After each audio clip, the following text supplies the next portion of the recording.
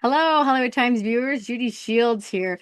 Today we welcome the co-host of the Medical Detectives podcast and founder and CEO of Feel Better Health, Dr. Erin Nance. We're so excited. And this here is her book that she just released on June 3rd. And maybe we can get it. There we go. It gives it a little bit more color.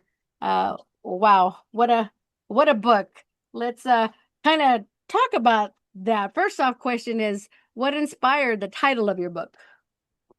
Well, thank you, Judy, so much for having me. It's not often that a doctor, I think, is put onto the Hollywood Times. So, You're my so, first.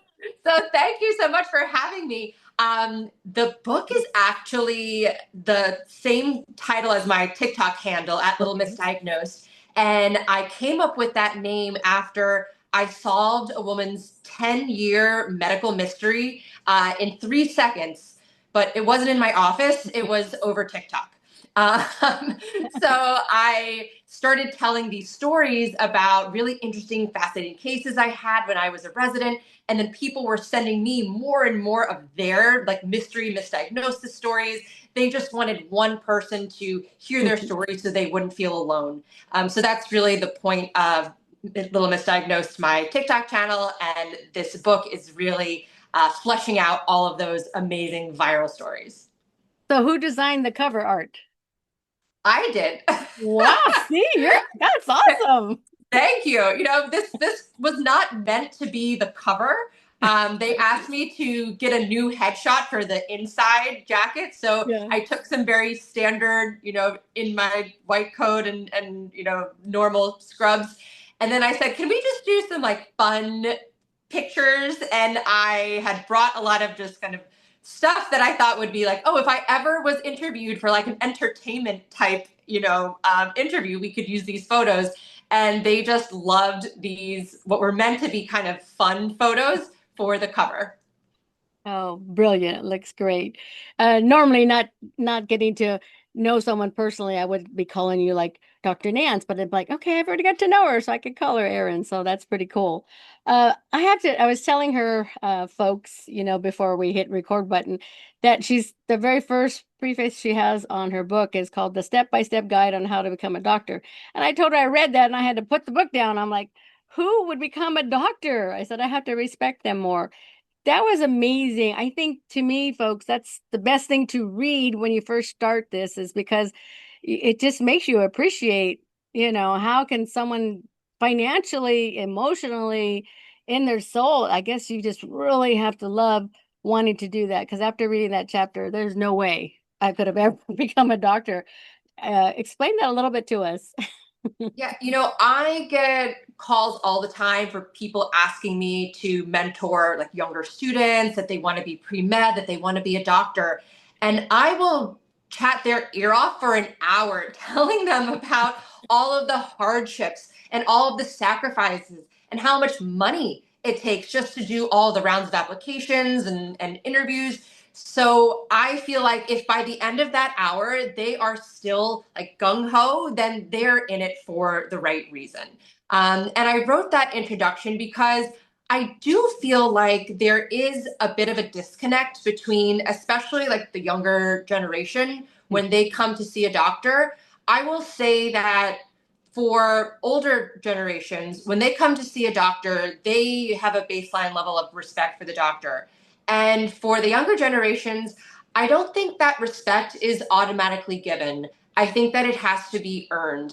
And I'm not saying that that is, a problem. I'm just saying that it is a different way that doctors now have to communicate and relate to their patients. And I think part of this book is really, it showed me the stories of my mentors who were amazing people, and then some people who probably shouldn't have a license anymore. So I really want this to be, a source of hope for people when they go to their doctor. So like, wow, like I wish that I had that type of doctor-patient relationship with my doctor. Yeah, I'm telling you.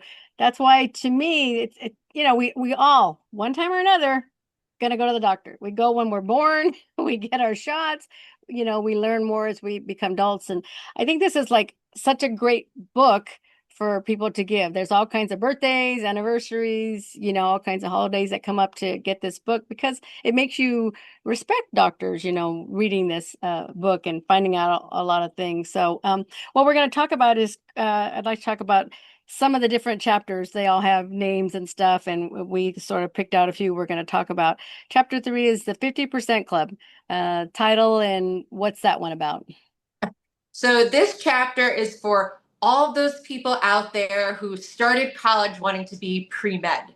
And the statistics are that 50% of people who start as pre-med drop within the first year.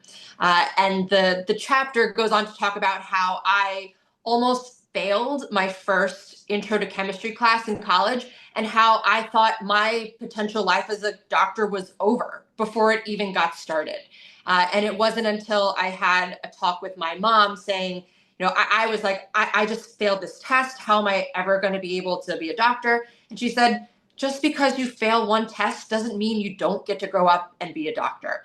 And I really needed that reassurance. But at the time, I thought it was the worst thing that could possibly happen to me. I would never have a GPA high enough to get into medical school. But I do want, especially like anyone who is thinking about becoming a doctor or really any of the specialties like a PA or a nurse or a tech, that where there's a will, there's a way. And if you like honestly put your mind to it, you can become anything.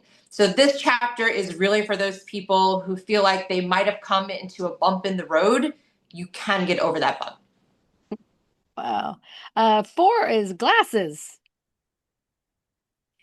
So this is one of my absolute favorite chapters. When I told this story online, which happened to me over 15 years ago, someone commented that Grey's Anatomy had the exact same scenario play out on one of their episodes.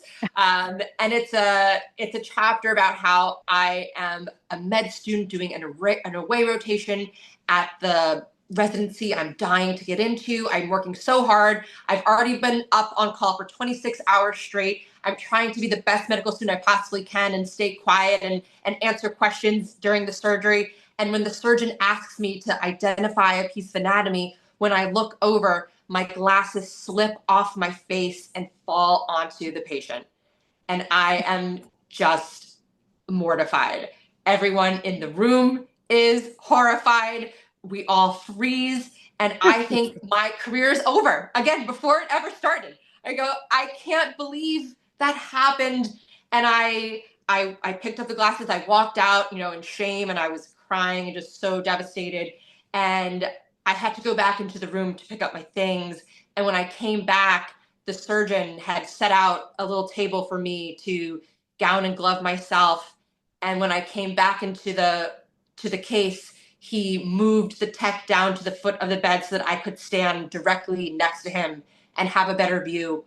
And it really, taught me that, we put so much pressure on ourselves. And for everyone who feels like they are a perfectionist and they can't handle like any failures or any slip ups, this surgeon really taught me how to handle a situation with grace and to allow myself to forgive myself for these mistakes.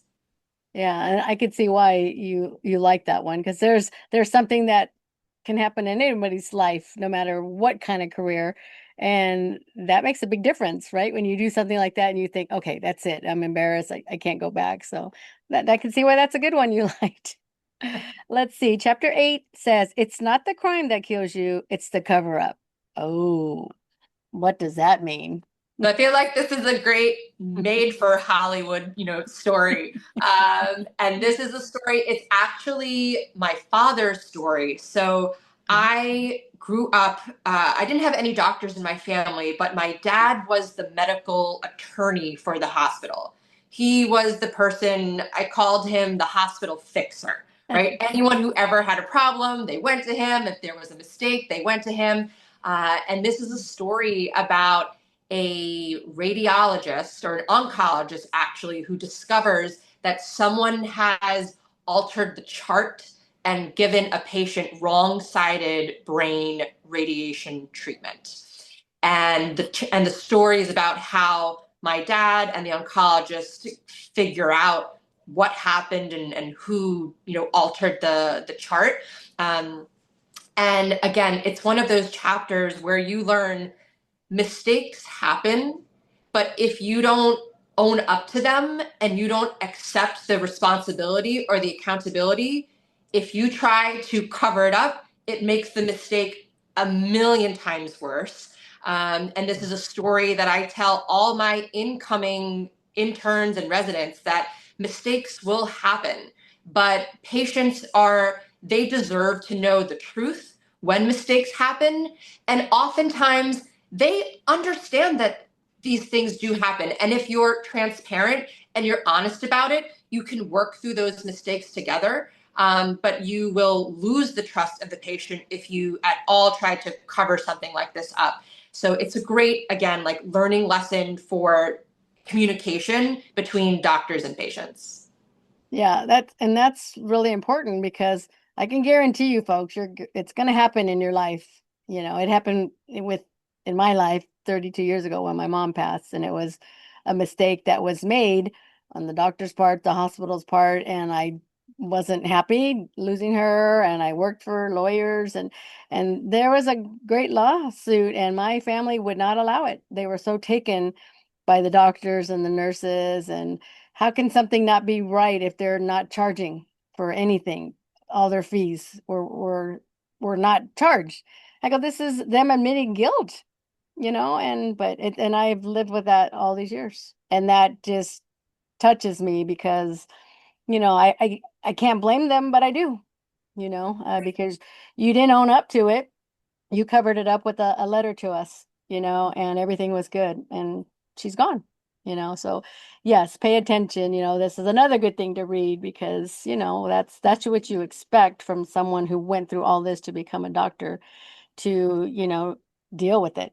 And I had another friend who passed away because it was a learning hospital and they tubed the guy, my friend, and it didn't go in his lungs. It went just wherever else it goes. So he died. He had brain damage, and yet the doctor admitted that it was the hospital's fault.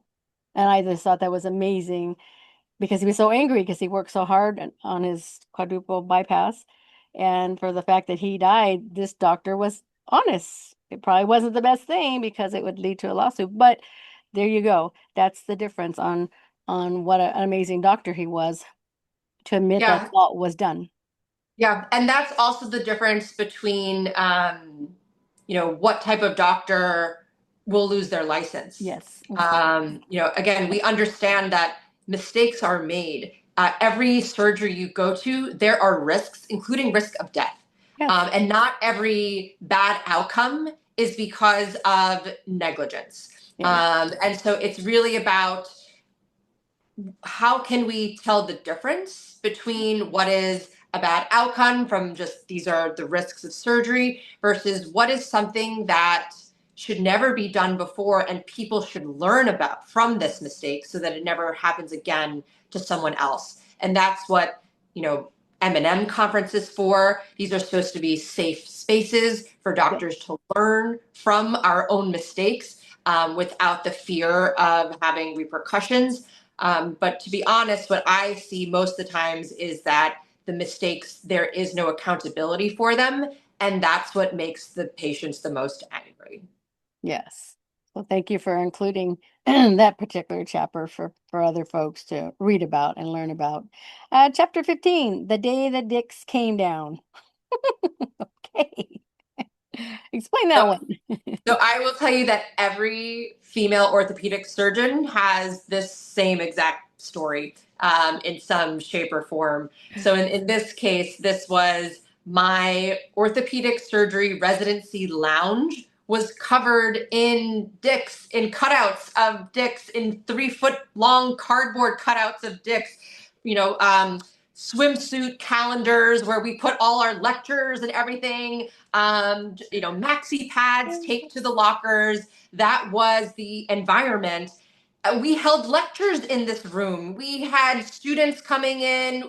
This was a not exactly closed off area, and I had stepped foot in that room thousands of times as a resident. And it was just kind of that was the room. And then the night before I became chief resident, I was talking with one of my junior residents who at the time had not come out of the closet yet and was gay. At the time, I could not even name a single openly gay orthopedic surgeon that I knew. And I just felt like, what is something that I can do to make him feel more included in this environment? And the light bulb just went off in my head, and I said, I'm taking all the dicks down. And so that night, I probably took 20, dicks, off of the walls, and took all the swimsuit calendars down and all the maxi pads off of the walls. And I just said, now that and part of the reason why I felt empowered to do this was because this was my first day as the chief resident, right? I now had some level of power to influence how we were going to conduct ourselves as a group. And so this was my first act as chief resident. And yeah, I don't think there has been a single dick put up in the locker room ever since. Well, I can see where the title came from. Didn't understand it at first, but now I know. That's a good one. Oh my gosh. Very comical you are. Oh, 17, lucky number 17. Life in the Gray. What's that one about? This is a story that is actually going viral right now all over social media.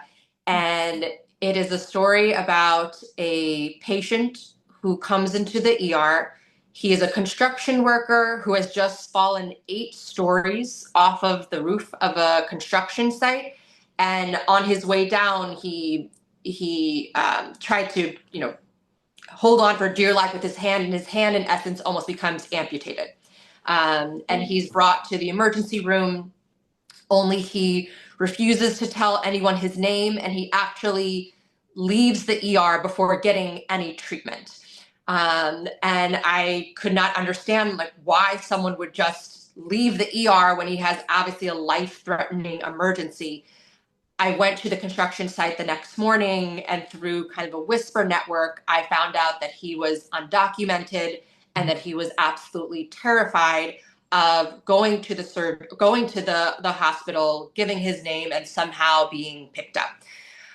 So with the work of an attending surgeon, we managed to kind of sneak him into the hospital under a John Doe name and perform the surgery and, in essence, save his life. And really, I think, what the story, obviously this is top of mind for many people, especially people living in Los Angeles right now. I actually did the TikTok in response to what was going on in Los Angeles. And the response has been just overwhelming, from people feeling seen for the first time, for people being so happy that someone is recognizing the fear that people live in, and also people really relating to someone actually sticking up for people who are the most vulnerable in our society. And for me, it wasn't an act of being a hero. It was just an act of being a human. Yeah. Yeah. I mean, we could talk about that for a long time, So, we all of us thank you for something like that, because we couldn't imagine not, having to be taken to the hospital for something so severe as that.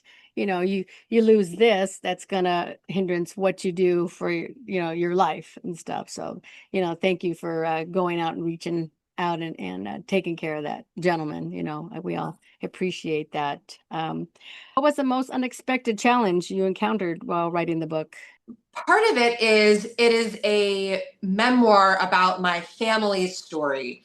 And the first chapter talks about my very first day of work, and my brother is in a life-altering accident. And so I wanted to make sure that the book both honored, my family, but also told a lot of the rawness and realness that happens when you experience a family tragedy, and how that one incident has so many ripple effects throughout the entire family at large, through the community at large. So I think the hardest part for me was just that pressure of trying to do right by them, and honor them the best way that I know how, which is through my storytelling. So was it one of your family members, that inspired you to write a book? I mean, you've done all this other stuff, being a doctor and all that. So how did that come about? The book actually came about because someone approached me to write it. And I feel like I had a little bit of a cheat code, in that I was asked to write this book. I didn't pitch, this Yeah. book. And one was because the my viral stories, they were just undeniable how many people related to them and watched them. I mean, they've been viewed over 150 million times, Mm. with over 100,000 comments on them. So I knew that I had really like touched a nerve. And to me, these stories are just, they're almost like little medical parables Yeah. of how to do the right thing. Whether that's, a patient comes in and they don't have any insurance, whether a patient comes in and there is a medical mistake, or they have a life-ending, disease, and how do I talk Yeah. to the family about it? So Yeah. these are all scenarios that we're all put in every day. And Yeah. I wanted to give, it's part behind the scenes, part expose, part memoir, Yeah. and to have it from a female orthopedist's voice, which has not been represented before in books, is something that I think I'm most proud of. Yes, congratulations on that. Can you give us your social media for the book and for yourself? Of course. So the best place to find me is if you're on TikTok, I'm at Little Misdiagnosed. And then for all of those who are TikTok shy, I am on Instagram as Dr. Erin Nance, all written out in one word. And then for people who want to kind of join the conversation about adding to their patient stories and their patient experience, my app Feel Better, spelled BETR, actually came out last weekend, and is really the place where I want people who are struggling with a medical issue to be able to find others who are struggling with the same thing. So this is an app for patients created by clinicians to provide credible and trustworthy medical information, so you don't have to worry about the medical misinformation that unfortunately is happening on social media right now. So if I wanted to know something about anxiety, how would that go about? I have Exactly. anxiety. So, yep. So when you log on to Feel Better, the platform, it has literally just launched. So we're building up our Okay. library of content. But what you would do is you would onboard and type in all of the symptoms you have, or if you have a diagnosis, and then the app will curate the content for you. Okay. So that if there's a psychiatrist talking about, the best types of medications for certain, either anxiety or depression, or it's another patient sharing their story about how they were misdiagnosed with bipolar disorder when all along they had ADHD. Yeah. This is the place where we want people to see themselves in each other's stories. Oh, I can't wait to get on it as soon as I hang up because it's like, oh, I have panic attacks and it's like, oh, it's like, okay, that'll be great. I appreciate that. Any last words you have for us for joining us here at the Hollywood Times? Well, I'm really excited to have this book reach as diverse and large an audience as possible. And I mean, I think as people who are in the Hollywood scene know that storytelling can really change the perception of a problem. And so for me, what I see as a major problem is the doctor-patient relationship. And I hope through these stories that we are all inspired and empowered to have a better relationship with your doctor.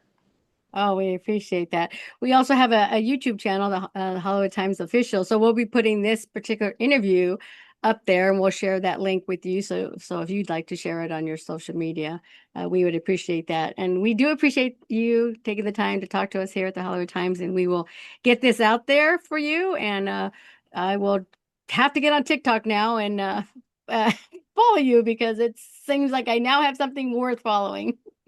Yes. Well, you can follow me on Feel Better from now on. That will Feel be better. my main platform. Great. I will do that because I see it there that you have it right there Yeah. on your yep, right there. See that? I'm like, okay. That's why I go, that's a cool name. So, did you do spell it that way for a certain reason? Well, it has always been my tagline at the end of every TikTok video that I have done for the past 2 years. I encourage the watchers of the video to share this story with someone who you think you never know who's watching these videos, and I hope you feel better. And I've always spelled it this way. And yeah, the whole point is to create a modern WebMD, kind of like a WebMD that has come to life. And yeah, I hope people will grow as the content is uploaded, because we want to be able to capture everyone's story. Oh, I love it. See, we saved that for last. So there you go, Yes. people. We're all gonna feel better going Yes. forward. Because that's what life's all about. Thank you again so much, and we look forward to catching up with you in the near future. Thank you, Judy. Thank you.